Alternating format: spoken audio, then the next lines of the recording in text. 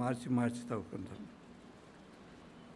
యేసు ఈ మాటలన్నీ చెప్పి చాలించిన తర్వాత జరిగినదేమనగా, ఆయన తన శిష్యులను చూచి,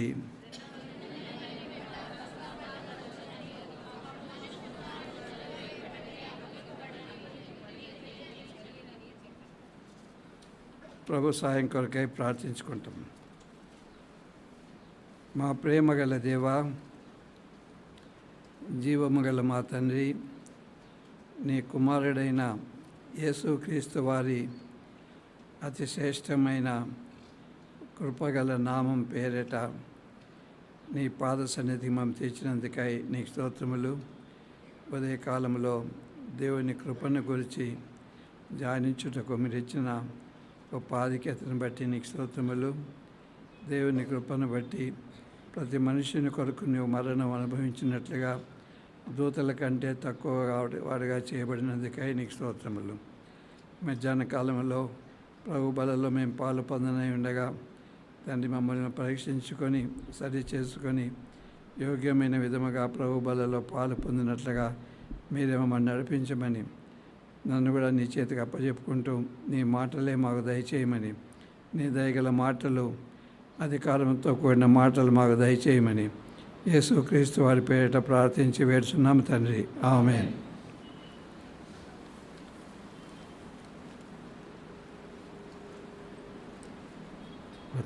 తగ్గిస్తామా లైటు?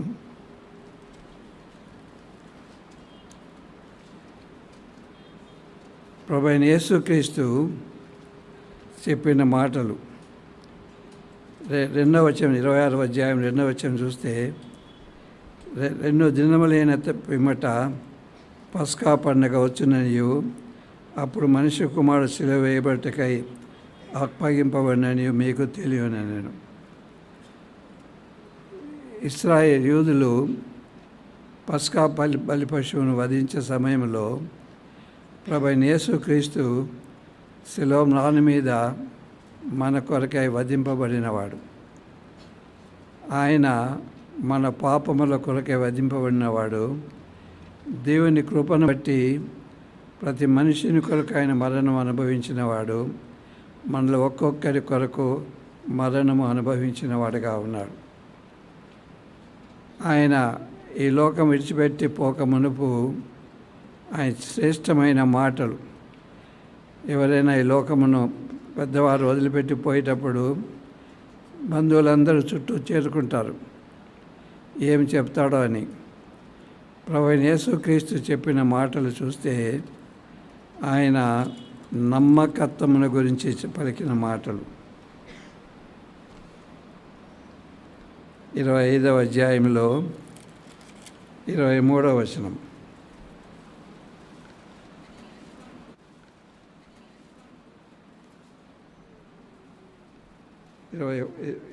మొట్టమొదటి 21వ వచనం, అతని యజమానుడు, బలా నమ్మకమైన మంచి దాసుడా, నీవు కొంచెములో నమ్మకముగా ఉంటివి కనుక నిన్ను అనేకమైన వాటి మీద నియమించదను, నీ యజమాని సంతోషంలో పాలు పొందమని అతడు చెప్పాను.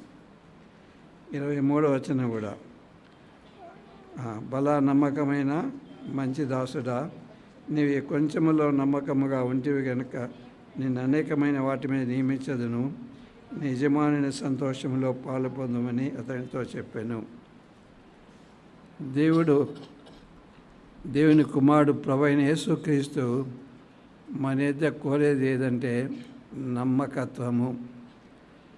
ఆయనకు నమ్మకముగా ఉండాలని ఆయన కోరినవాడుగా ఉన్నాడు.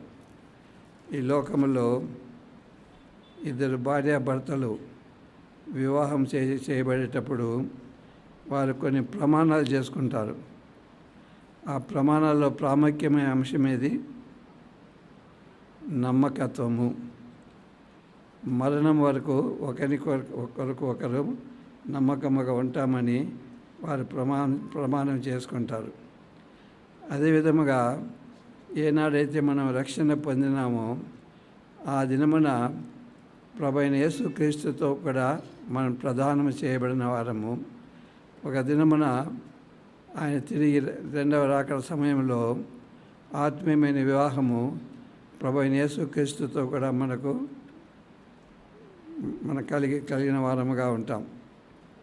ఎవరు వాళ్ళు నమ్మకముగా ఉండేవారు. 2 కొరింథీయులకు రాసిన పత్రికలో 11వ అధ్యాయం 2వ వచనంలో పౌలు రాస్తున్నాడు, దేవాసక్తితో మీ ఎడల నేను ఆసక్తి కలిగి ఉన్నాను. చదవమ్మా.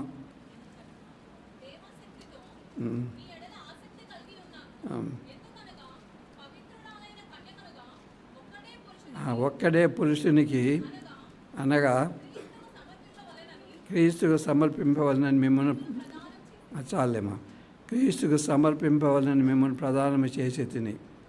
అయితే అపవాది వచ్చి అవ్వను మోసగించినట్లుగా క్రీస్తు ఎడల నుండే ఆ పవిత్రత నుండి సరళత నుండి మనల్ని ఎట్లయినా తప్పించాలని మనల్ని శోధించేవాడుగా ఉన్నాడు. మనం మాత్రము నమ్మకముగా ఉన్నప్పుడు ఆ యొక్క పరలోకములో మనం ఆ పెళ్లిలో మనం పాలు పొందేవారముగా ఉన్నాము. ఆయన యొద్ద బహుమానం పొందేవారముగా ఉన్నాం. కొన్ని పాత విషయాలు జ్ఞాపకం చేసుకుంటాము, కొత్త విషయాలు ఏమి లేవు. మొట్టమొదటిగా నమ్మకముగా ఉండాలంటే ఆయన ప్రేమించే విషయంలో నమ్మకముగా ఉండాలి. నమ్మకముగా ఉన్నామా? ప్రభువైన యేసుక్రీస్తును ఒక ప్రశ్న వేసినారు మత్తయి సువార్త 22వ అధ్యాయంలో. ధర్మశాస్త్రంలో ప్రధానమైన ఆజ్ఞ ఏది అని. ధర్మశాస్త్రం ప్రధానమైన ఆజ్ఞ ఏది అంటే ఆయన చెప్పినాడు, మత్తయి సువార్త 22వ అధ్యాయం ఉన్నాం. నిజముగా ప్రభువును ప్రేమిస్తున్నామా అని. ప్రభువును ప్రేమిస్తున్నామంటే అక్కడ 2వ ఆజ్ఞ చెప్పినాడు. ఆ తర్వాత నిన్ను వలె నీ పొరుగువానిని ప్రేమింపవలెను. నీ ప్రక్కన ఎవరైనా అక్కరలో ఉంటే వారిని ప్రేమించి వారి అక్కర తీర్చవలసిన వారముగా ఉన్నాము.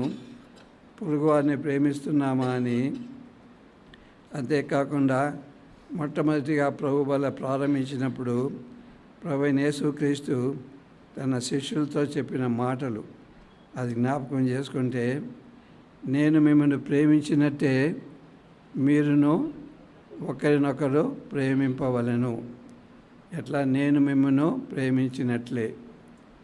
మన సహోదరులను మనం ప్రేమిస్తున్నామంటే నా మటుకు నేను దేవుని సన్నిధిలో ఒప్పుకుంటున్నాను, తప్పిపోయిన వాడనే.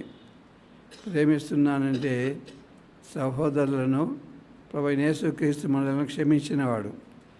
మనం కూడా సహోదరులను క్షమించవలసిన వారముగా ఉన్నాం. ఇప్పుడు కూడా వారి యొక్క బలహీనతలు, వారు మనకు విరోధంగా చేసిన కార్యములను మనం ఎల్లప్పుడూ కూడా జ్ఞాపకం చేసుకునే వారముగా ఉన్నాం. కనుక అలా ఉంటే మనం దేవుని ప్రేమించినట్టు కాదు. దేవుని ప్రేమిస్తున్నామంటే క్రీస్తు మనల్ని క్షమించిన ప్రకారము మనం కూడా ఒకరినొకరము క్షమించుకొనవలసిన వారముగా ఉన్నాం. అంతేకాదు దేవుని వాక్యానికి లోబడవలసిన వారముగా ఉన్నాం.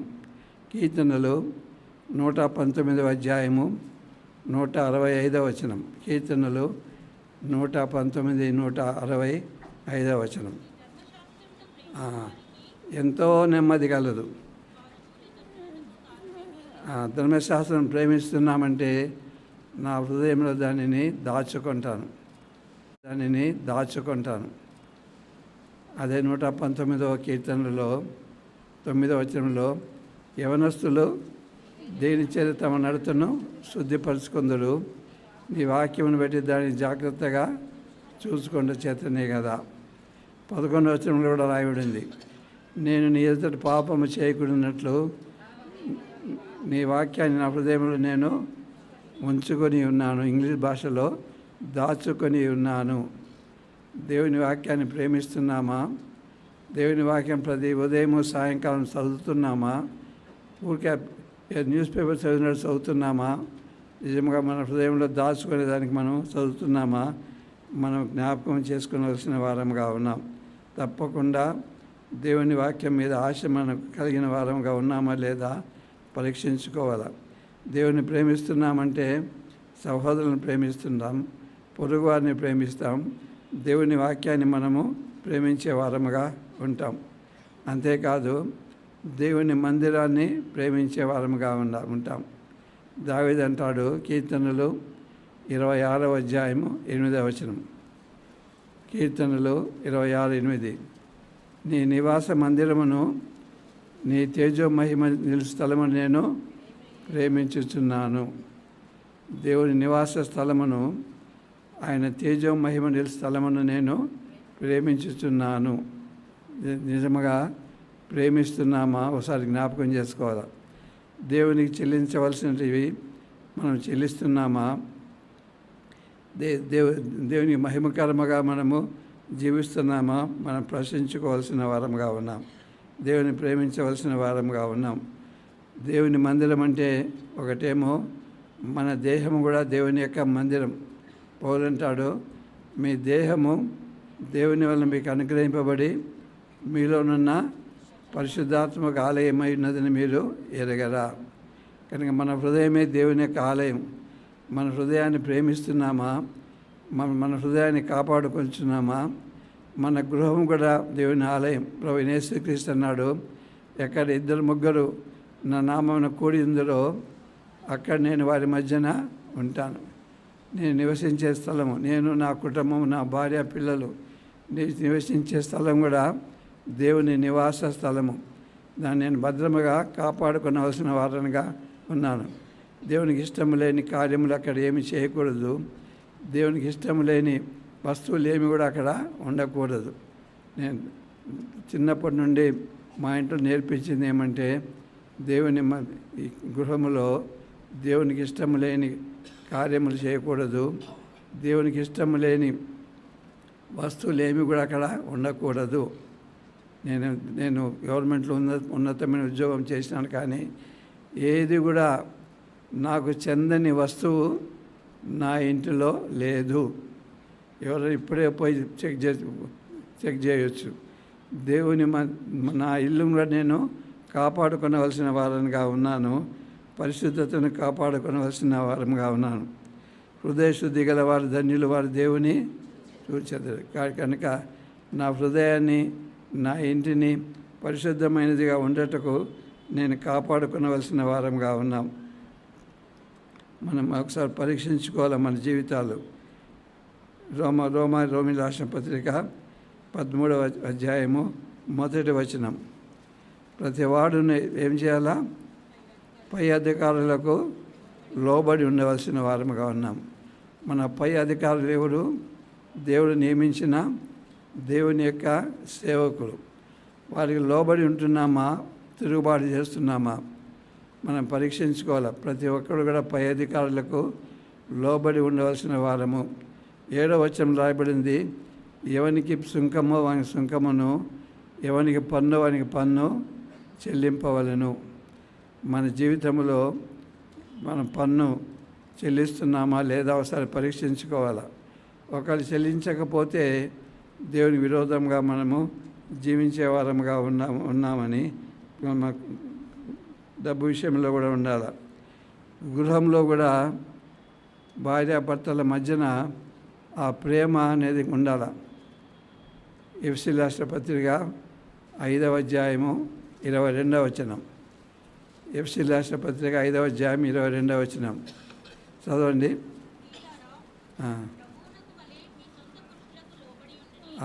సాలేమ్మా, ప్రభువుకు వలె మీ సొంత పురుషులకు లోబడి ఉండేది. ప్రభువుకు వలె, ప్రభువు అంటే ప్రభువునందు అనగా దేవుని ఇష్టంలోనే మనం ఉంచాలి. సినిమాకి పొమ్మంటే నో. అవన్నీ కొన్ని మనం జాగ్రత్తగా ఉండాలి. మన గృహాన్ని కాపాడుకోవాలా. మన భార్యాభర్తల మధ్యన ప్రేమ ఉండాలా. ఒకరికొకరు లోబడి ఉండవలసిన వారముగా ఉన్నాం. కిందకి పోతే క్రీస్తు కూడా మిమ్మల్ని ప్రేమించి పరిమళ వాసనగా ఉండుటకు మన కొరకు తను దేవునికి అర్పణముగాను బలిగాను అప్పగించుకొనెను. అలాగనే మీరును ప్రేమ కలిగి ఉండడి. నా భార్యను కూడా నేను ప్రేమించవలసిన వారను. ఆమె యొక్క అవసరతలన్నీ కూడా తీర్చవలసిన బాధ్యత నా మీద ఉంది. లేదంటే నేను దేవునికి నమ్మకంగా లేనట్టే కనుక మనం పరీక్షించుకోవాల్సిన వారంగా ఉన్నాం. ఆఖరి పుస్తకం ప్రకటనలో అనేక పర్యాయములు అక్కడ రాయబడింది, ఇదిగో నేను త్వరగా వచ్చుచున్నాను, వాని క్రియలు చొప్పున ప్రతి వారికి ఇచ్చేటకు సిద్ధపరిచిన జీతం నా యొద్ద ఉన్నది. ఆయన త్వరగా వస్తున్నాడు కాబట్టి దాన్ని మనము జాగ్రత్త పడి ఉండవలసిన వారముగా ఉన్నాం. అంతేకాదు దేవుని కొరకు జీవించవలసిన వారముగా ఉన్నామంటే దేవుని పరిచర్యలో మనం ఉండవలసిన వారముగా ఉన్నాం. ఒకటేమో మనలో కొంతమందికి ఇక్కడ వాక్యం చెప్పే ఆధిక్యత లేదు, కానీ సువార్త చెప్పొచ్చు. మార్క్స్ వార్త 16వ అధ్యాయము 15-16 వచనాలు. మార్క్స్ వార్త 16వ అధ్యాయం 15-16 వచనాలు. మీరు సర్వలోకములకు వెళ్ళి సర్వ సృష్టికి సువార్త ప్రకటించి నమ్మి బాప్తీసం పొందినవాడు రక్షింపబడినడు, నమ్మని వారికి శిక్ష విధింపబడును. మన ఇళ్ళకు ప్రతిదినం అనేకులు వస్తుంటారు. ఆ వస్తువులు తీసుకొని వచ్చేవాళ్ళు, షాపు నుండి వస్తువులు తెచ్చేవారు, స్నేహితులు. వారికి సువార్త ప్రకటిస్తున్నామా? వారి సువార్త ప్రకటించకుండా ఉంటే దేవునికి నమ్మకస్తులముగా మనము లేనట్టే. ప్రభువైన యేసుక్రీస్తు అన్నాడు యోహాను సువార్త 17వ అధ్యాయం 4వ వచనంలో, చేయుటకు నీవు నాకు ఇచ్చిన పనిని సంపూర్ణంగా నెరవేర్చి భూమి మీద నిన్ను మహిమపరిచితిని. మనం దేవుని మహిమపరుస్తున్నామని మన బోధలో కూడా ఈ దినాలు చూస్తున్నాము. వ్యర్థమైన మాటలు, ఉపయోగం లేని మాటలు అనేకమైనవి మనం మాట్లాడుతున్నాం. అవి మనం జాగ్రత్తగా ఉండాలి. అన్నీ దేవుడు వింటున్నాడు. వాటన్నిటికీ దేవుడు తగిన కాలంలో మన శిక్ష విధించేవాడుగా ఉన్నాడు. తిమోతి రాసిన మొదటి పత్రిక 4వ అధ్యాయము 7వ వచనం. తిమోతి రాసిన మొదటి పత్రిక 4:7. అపవిత్రమైన ముసలమ్మ ముచ్చటలను విసర్జించి దైవభక్తి విషయంలో నీకు నీవే సాధకము చేసుకొను. పులిపిట్ మీద ముసలమ్మ ముచ్చటలు, వ్యర్థమైన మాటలు పలికేవారముగా మనం చూస్తున్నాం అనేకులు. దానికి దేవుడు తప్పకుండా తీర్పు తీరుస్తాడు. దేవుడు వదిలిపెట్టేవాడు కాదు. ఈ తిమోతికి రాసిన పత్రిక అనేక చోట్ల ఈ మాటలు రాయబడినవి. 4వ అధ్యాయం 13వ వచనం చదవండి. నేను వచ్చే వరకు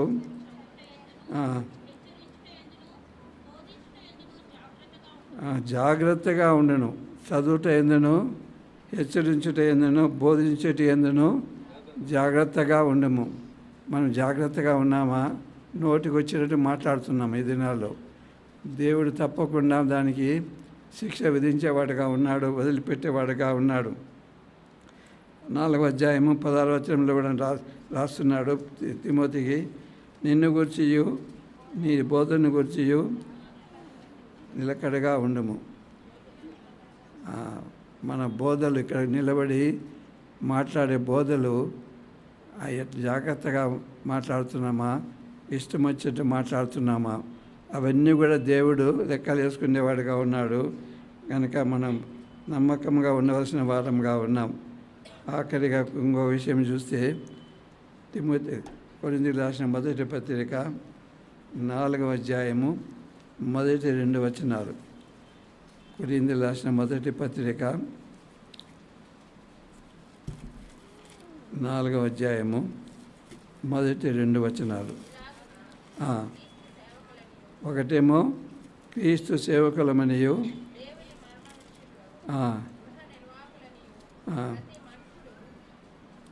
మమ్మల్ని గురించి భావింపవలెను. ఒకటేమో క్రీస్తు సేవకులము, రెండో దేవుని మర్మముల విషయంలో గృహ నిర్వాహకులము, మమ్మల్ని గురించి భావింపవలెను. ఇక్కడ క్రీస్తు సేవకులు అనే మాటకు చూస్తే చాలా లోతైన పదం ఉంది.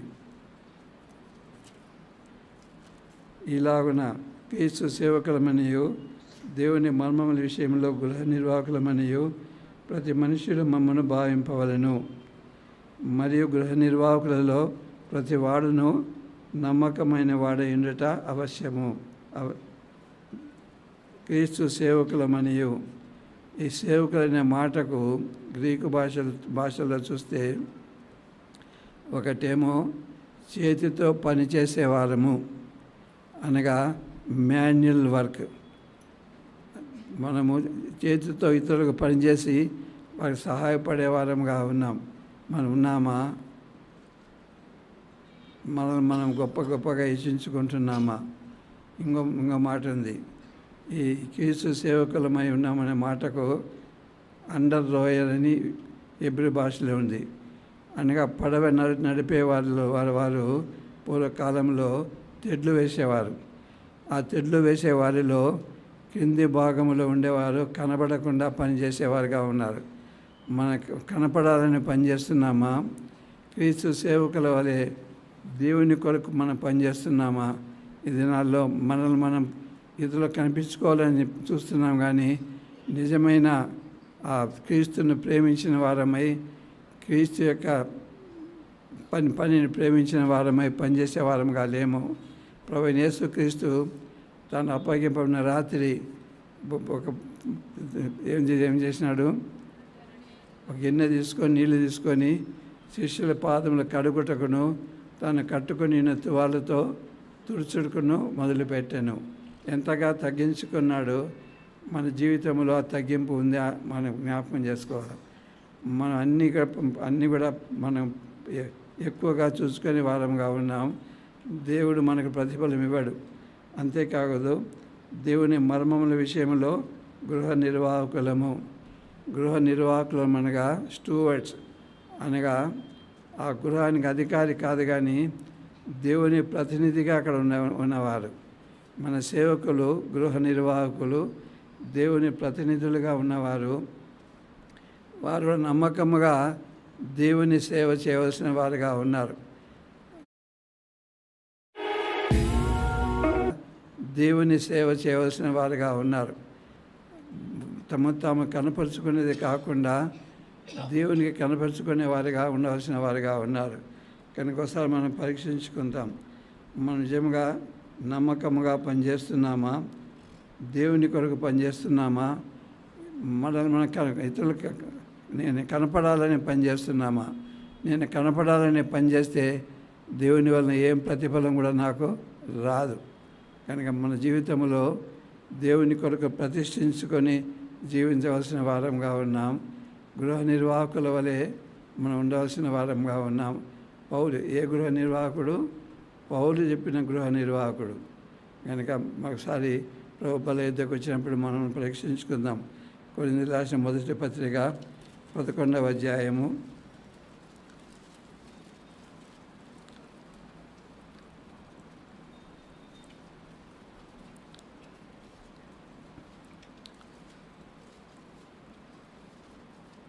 28వ వచనం.